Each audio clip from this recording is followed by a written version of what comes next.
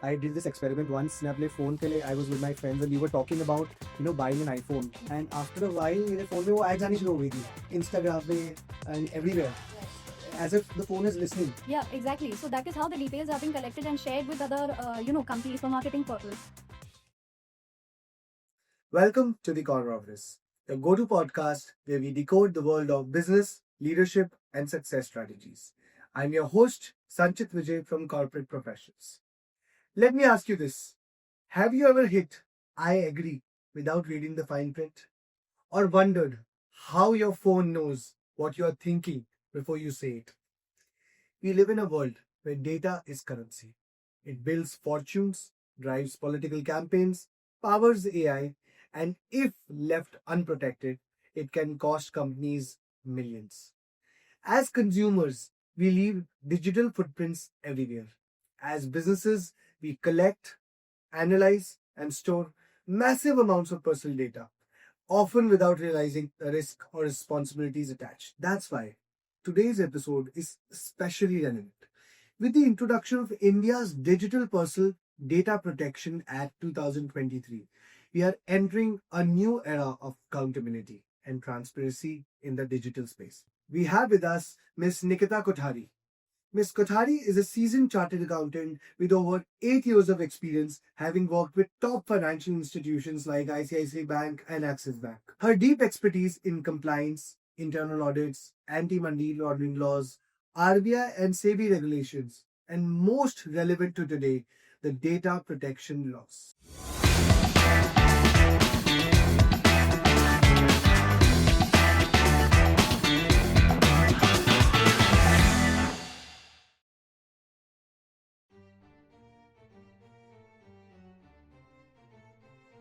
Hi Nikita, welcome to the Corner Office podcast. Thank you so much. Glad to be here. So I think आज का topic बहुत ही interesting है. It's about data privacy and data protection. And before we get started in this, I want to understand what do we really mean by data privacy in today's world and data protection. So, just to give you a small background about what is data. So, basically, we all are sharing data like skin cells. Whatever, even if we are lingering on a web page, we are giving across a lot of information, which is collected and you may be used by companies to sell with other companies and may be used against us for surveillance or marketing purposes. So, data is being over collected and consumers or individuals like us, we don't know about what how important the data is which we are sharing. So for that matter, data protection law actually was already long due because GDPR, the European law, had come into picture in 2018. And since then, a lot of countries like the US, China, UAE have adopted and brought out a lot of data protection laws. But it was long due in India. The bill was passed in the parliament. That also took a long process. And finally, in 2023, we actually came up with the law, with the Act, the Data Protection Act. Now the rules have come into place. It is quite different from data privacy because data protection is something which we need to know who has the access of our data, what is the corpus for which the data is being used. And data privacy in other sense is more oft related to the security of the data. How are the companies managing or securing our data so that a breach or data breach kind of a thing doesn't happen. So in that way, we are blessed that finally this law has come into picture. So the law has come out and the rules have been issued. Yeah. What is the name of the law? So it is the Digital Personal Data Protection Act, which had come in 2023. And after that, a lot of deliberations later, the rules have finally come into place in January. We had a time, the industry stakeholders had time to get back on it. And finally, the representations were made in March 2025 right now. So we are awaiting the final rules. And once the rules come into picture, we will be given, I think, a timeline of 12 to 16 months. With this act, why has this all of a sudden become a boardroom issue? Like, this act has come into place. Which all industries, which all sectors are really affected by this act? So basically, if you see, this act applies to the digital personal data. So whatever personal data, any identifiable information about any individual is being collected by an organization. So organization can be any sector. Right now, there are a lot of business. It can be sectors. So- small and Yeah. as small as, क्योंकि हम जब भी कोई app download करते हैं, Right. so we always click on that tick box, Tick I box. agree, Right. and they take our data. Yeah. So is all those small organization to all the big organization, everybody is covered. Everybody is in falling into this act. There is no exemptions. There are obviously certain exemptions to certain state level authority and medical emergencies. But right from the startups to a big company to government organizations, banks, it is applicable to everyone. And as you said, a click on code will not work anymore. So the act is very clear. We do not need to hide anything from the customer. We have to take a specific consent, and it cannot be clubbed in any field. So the kickbox, that approach will not work anymore. I would like to emphasize on the word consent. Yeah. So the word consent, I think it's very it's used very loosely these days within the Data Privacy and Data Protection Act, because consent तो सब लोग दे ही देते हैं, Right. कोई रोकता तो है नहीं अपना data, because everybody just wants to get past that app in production and Right. use it or probably get the access of that respective website. So is the word consent really defined within this act? What do you mean by consent of data? So basically, consent is actually very clearly defined. So that is the whole ground for any organization to actually collect and process the data. So the act defines that you can collect the and process the data only if you have the specific consent. So now the consent has to be very clear. It cannot be unambiguous. Has to be clearly consented by the customer, and along with the consent, we also need to give a privacy notice to the customer as to what is the personal data being collected, what is the purpose for which it is going to be used, for how long is it going to be kept. And also, along with the consent, we are taking the consent from the customer, so we need to give certain rights to the individual. So now again, this concept has come to picture that we finally have rights to access this data, or probably ask the organization, how are you using my data, with which companies are you sharing this data. So yeah, consent is really important, and it is one of the grounds for processing the personal data. So what do you think? I think I will talk about when the act came and when the rules came to this act, and after the rules, how much control do we really have on our data?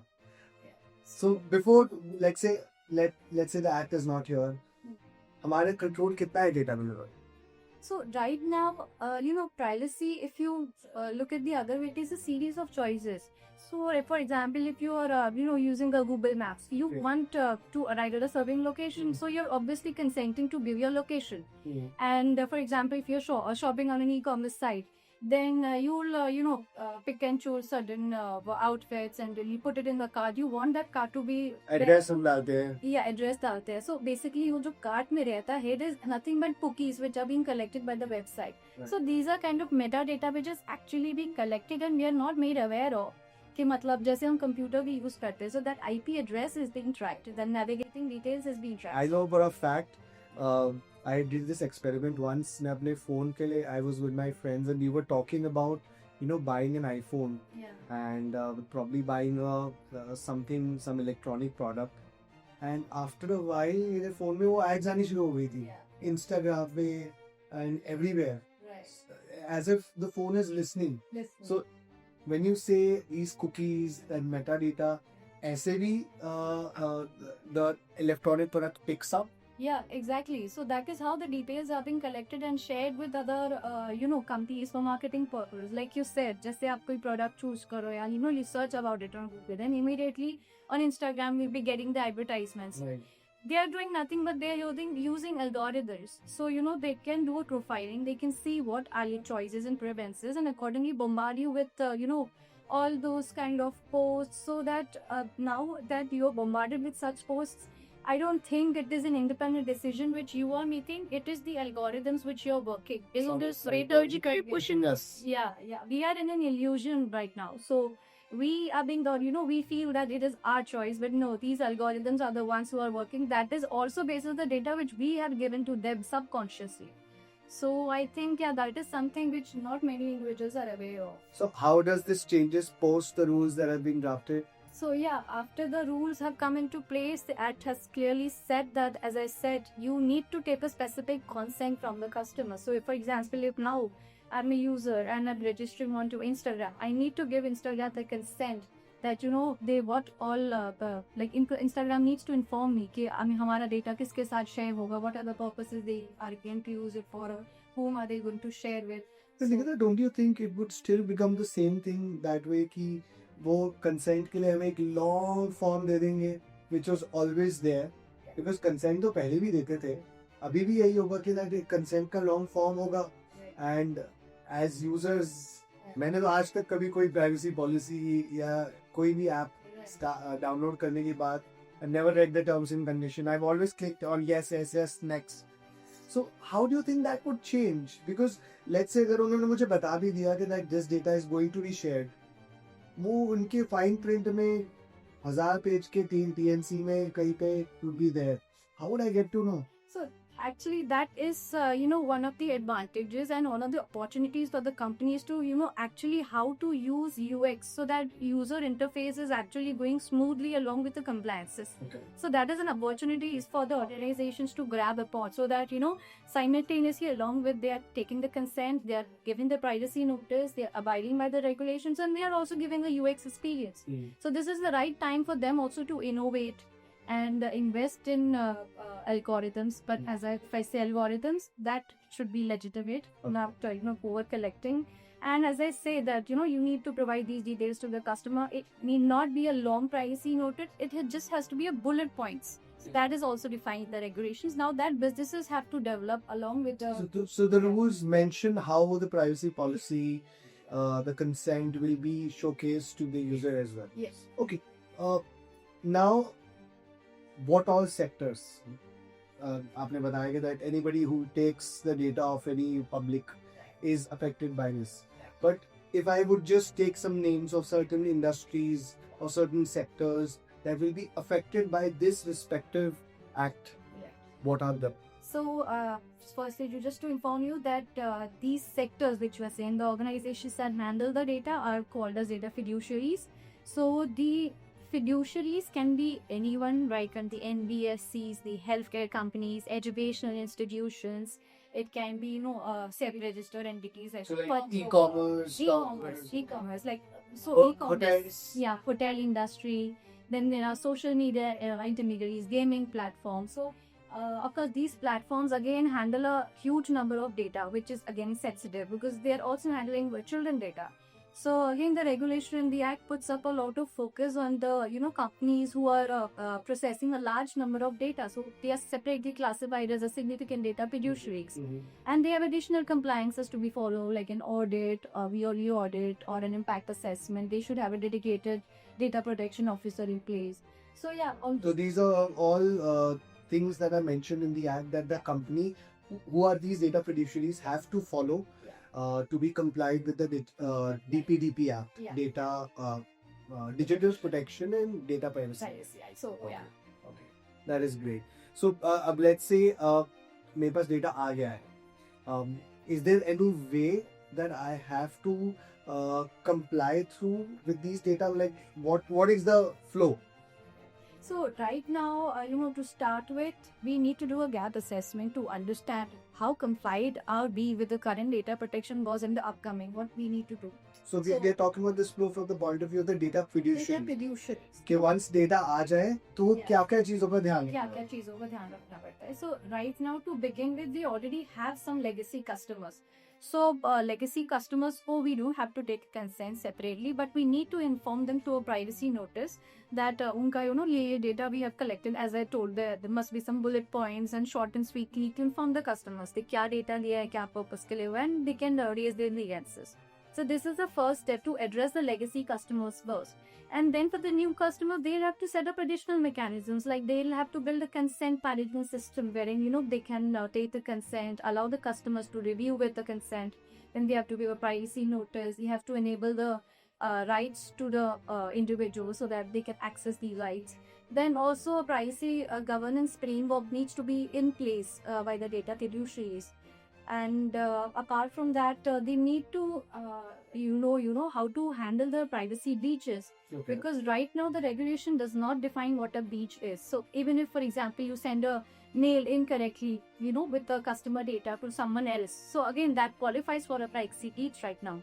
So again, there needs to be a system in place. So because the privacy data breach needs to be informed to the data protection board as well as the customer immediately. So all of these compliances are in addition to all the other compliances that they have to follow for all the startups, companies, organizations who handle public data Right. in any form. Even so, what would classify as a data?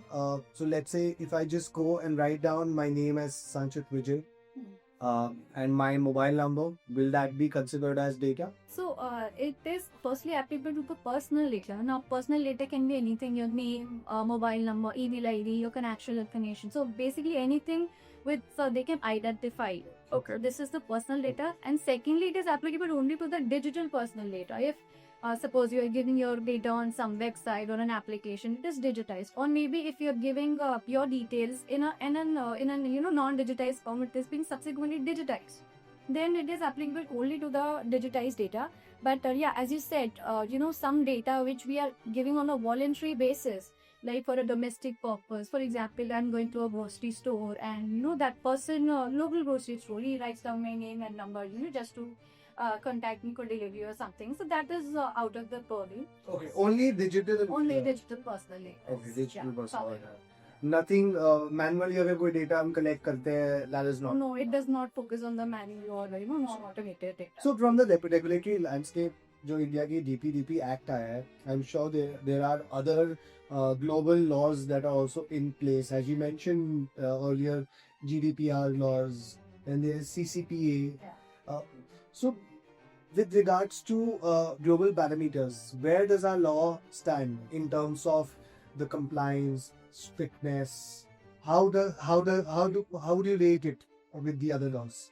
So, just to compare it with the baseline, we'll, if we compare it with the GDPR laws, because GDPR is, the father of data protection laws, and after that, subsequent countries have adopted it. So, to compare it, GDPR is strong.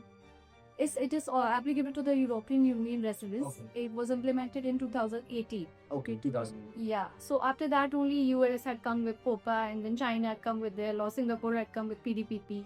So yeah, if we compare it with GDPR, so GDPR is a very comprehensive data protection law which was applicable to the EU-based residents. And Europe is a very developed country compared to India, which is still in the developing stage. So India has lot of references have been drawn from the GDPR, because if we compare it, there are a lot of differences. Because GDPR has a lot of grounds for processing, whereas India here the DPDP Act has only the consent could be the ground for legitimate use. Then there are differences in the rights which are given to the individuals. Then here in India, since there are a lot of states and regions, India law has specified that the privacy notice needs to be in 22 different languages. So yeah, that is not a requirement in GDPR. Come to compare, with the similarities, I think the penalties and the fines are not always same in both. How much So does that's that in fine? So it is huge. In the India, the DPDP says that it ranges from 50 to 250 crores. 50 to 250 crores. Yeah. Okay. So,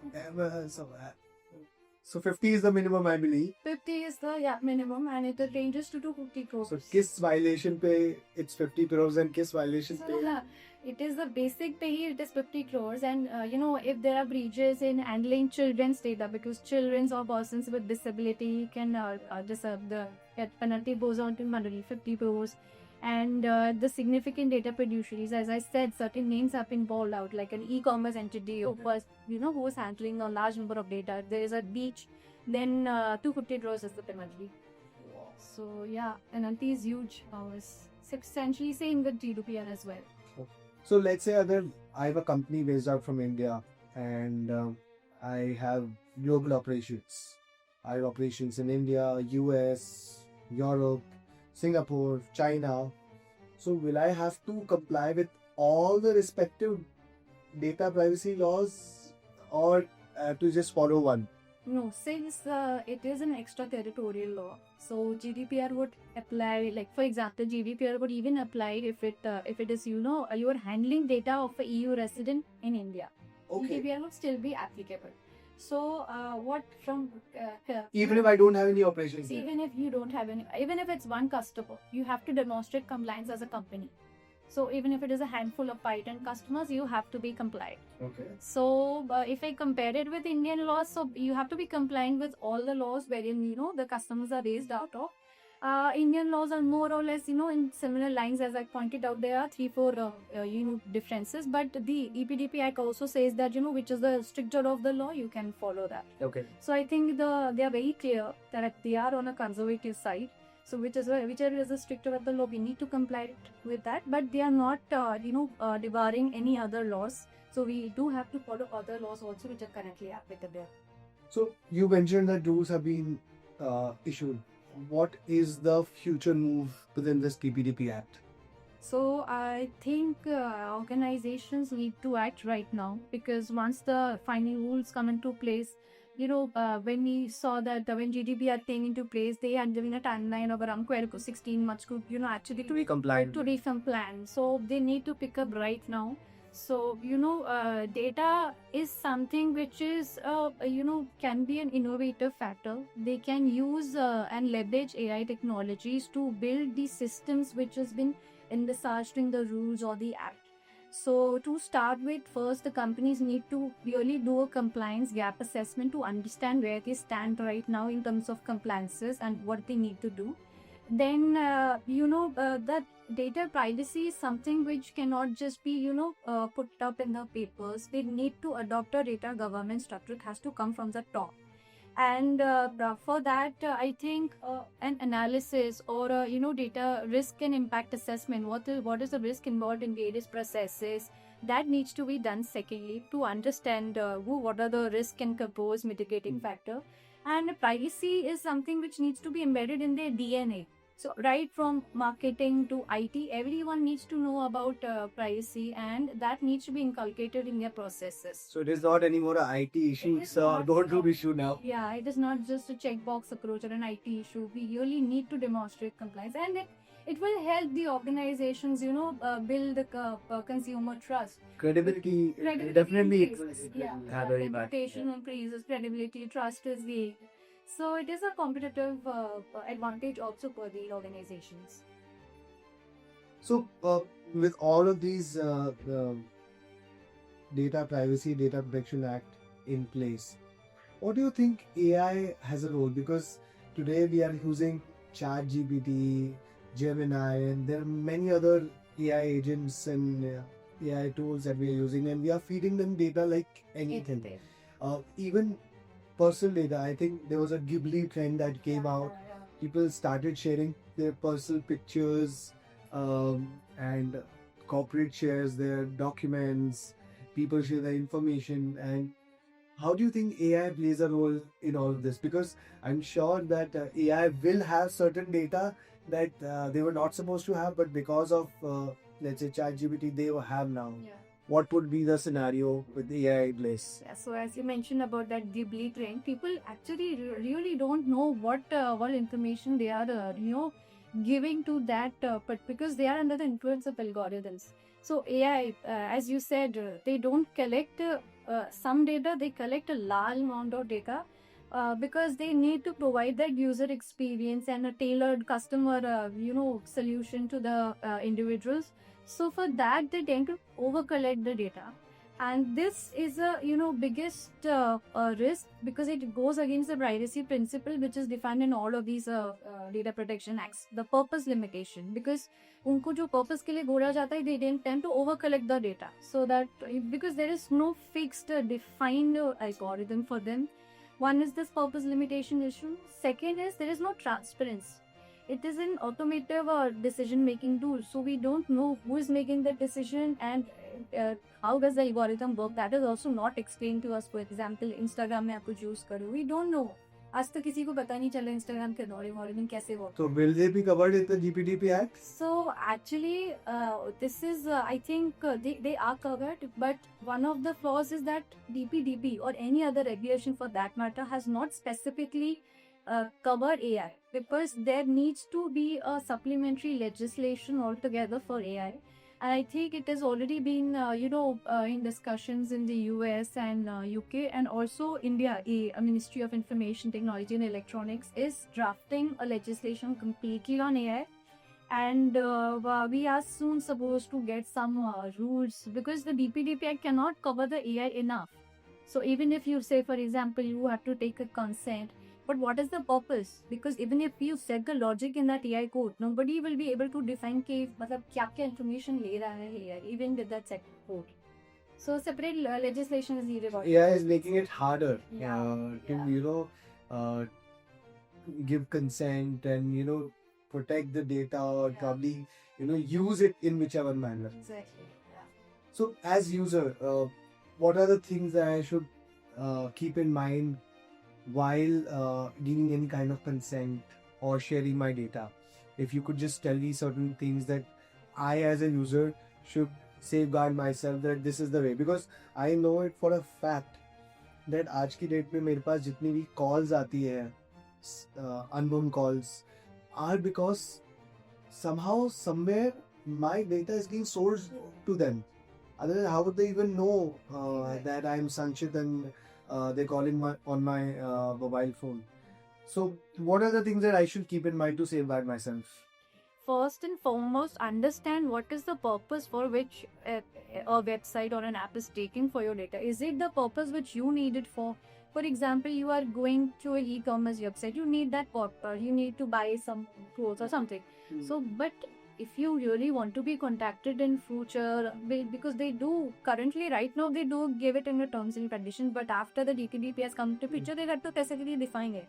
So I would say first understand what is the data being used for, because this is something which will go against us in the future, because they, as I said, they are exploiting and selling off our data and profiting with our data, selling it to companies, because there is metadata collection, there is CCTV surveillance which is being done. So our data has been used enormously.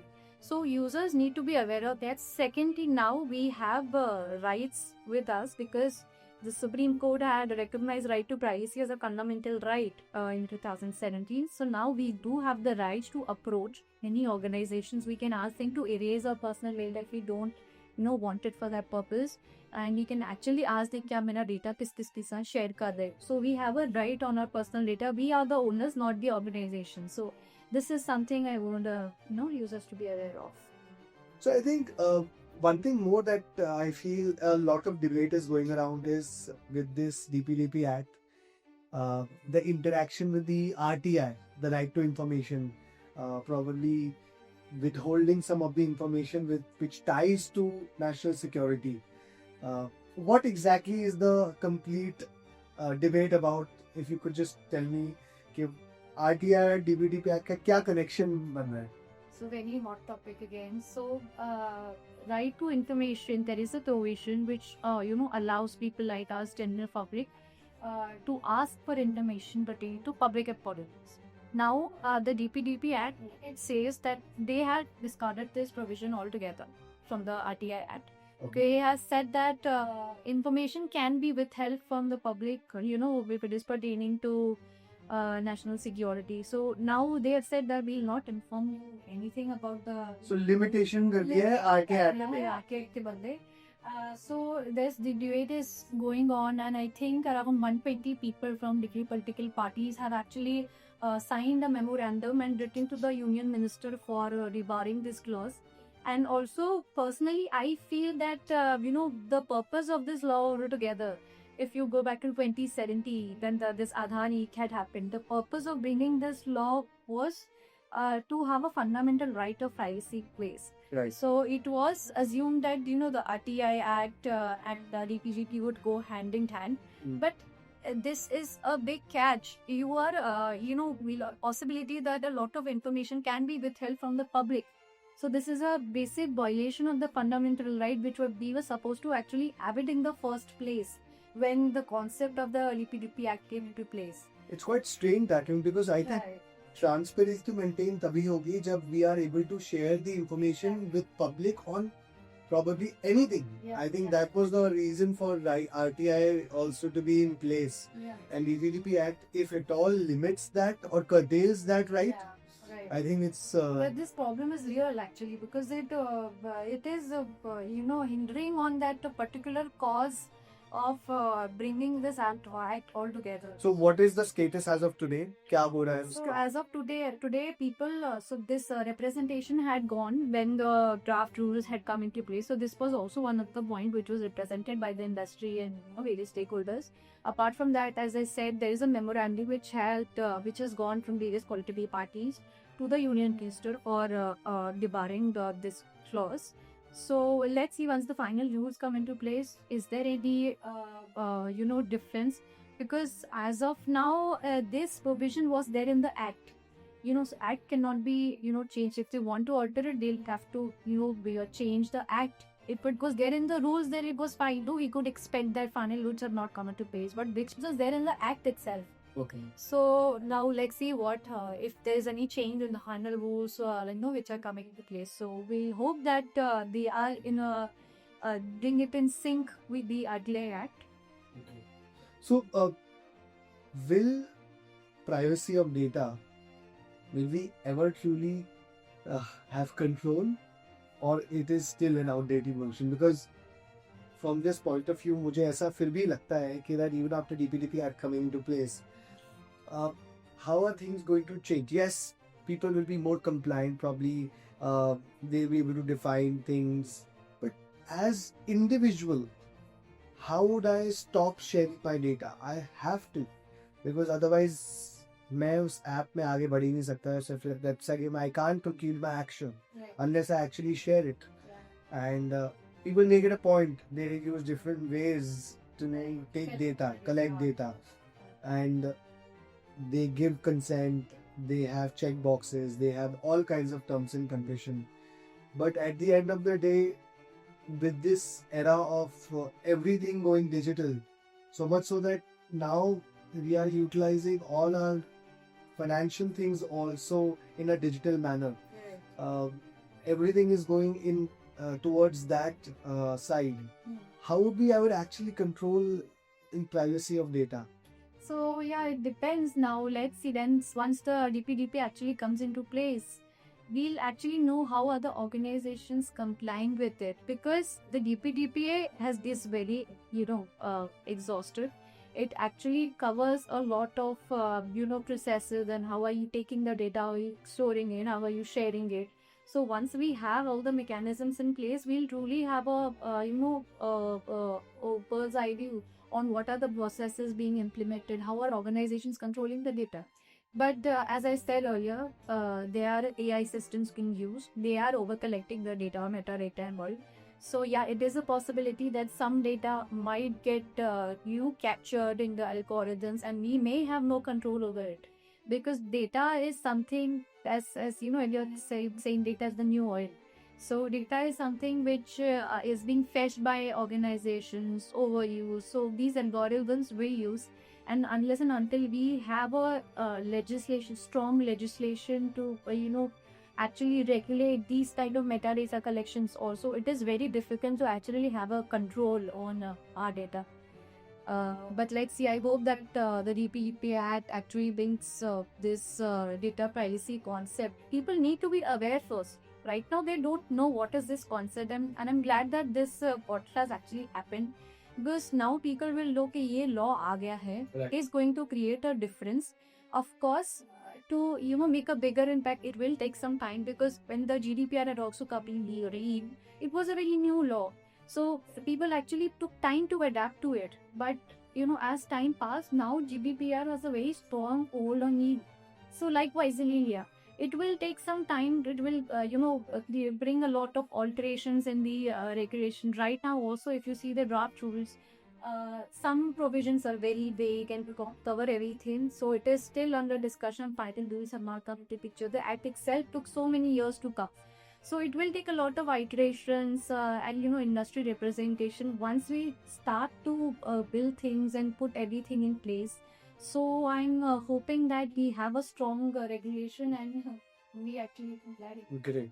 Okay, so we are at the closing of our podcast. So I have a few last questions. With this, you are a practitioner in data privacy, data protection.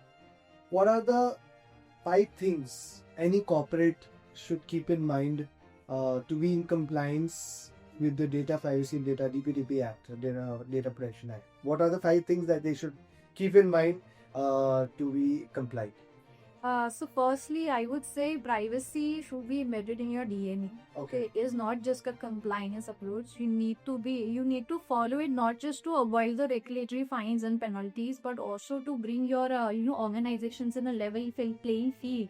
Right now, because there is a data-driven crowd, you need to be at par and become a leader in these data privacy compliance goals or technologies. So first is that embed privacy into your culture and bring a data governance into place. So we should start setting up the data privacy policies right now. I don't think a lot of companies have in place. We need to have systems and processes, leverage AI, leverage technologies, tools, so that customer can get a defining experience in this. And start right now, because even as I said, GDPR, there was 12 to 16 months to comply, but even that was not enough.